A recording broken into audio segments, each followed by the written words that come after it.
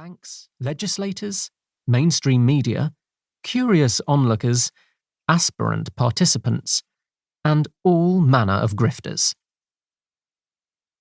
Cryptography, the mathematics of secret keeping. It's been around for thousands of years, but of interest to us is the period fueled by the release of the 2008 white paper entitled Bitcoin, a peer-to-peer electronic cash system, by the pseudonymous Satoshi Nakamoto, aided and informed by the aforementioned enthusiastic set of crypto tinkerers stretching back to the 1970s. And so, the blinking baby of Satoshi, the Bitcoin blockchain, and the subsequent supernovae of siblings and cousins and inbreeds, replete with bewildering new nicknames and monikers, crypto tokens, Defi, NFTs, the metaverse, Web3, DAOs, DIDs, soul-bound tokens. These wild and woolly new creatures were quickly staggering to their feet and knocking over long-established norms. But it was clear to me that something deeper was fueling all of this energy. It was only partially to do with the much-trumpeted features of public blockchain: decentralization, immutability, permissionlessness, trustlessness, and the other shiny and somewhat arcane features of blockchains. Of course, those were and are key to understanding the benefits of the underlying technology engine.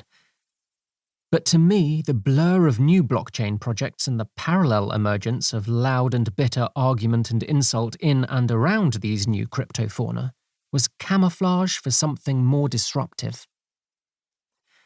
Books, blogs, podcasts, news outlets and courses offer how-tos and how it works, and social impact analyses, and economic musings and political filters about everything crypto. Social media overflows with commentary and contestation.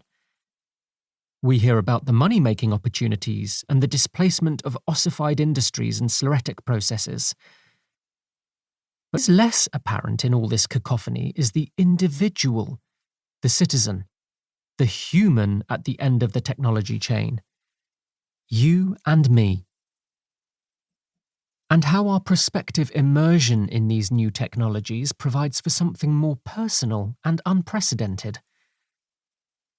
And that is no less than the redefinition of the meaning of ownership in all its facets: identity, privacy, title, claim and transfer, and the rights and responsibilities attached to an individual who owns something.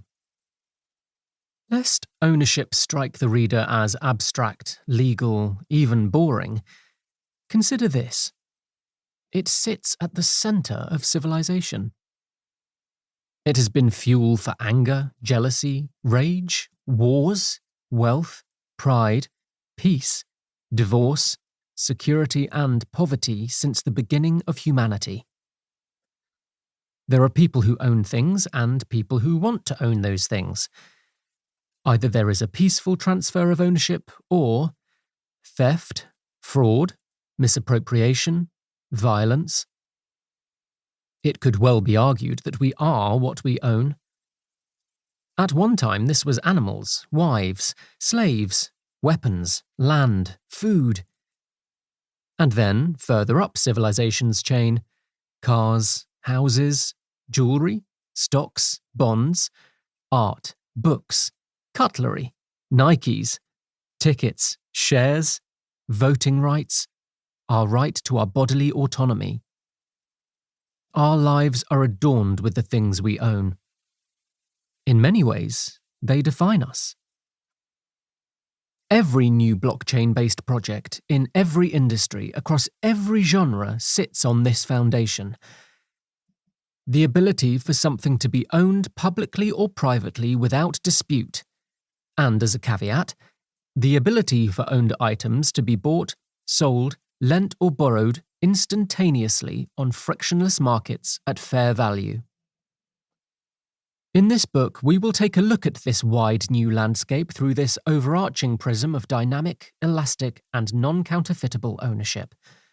A look closely at this progeny of blockchain.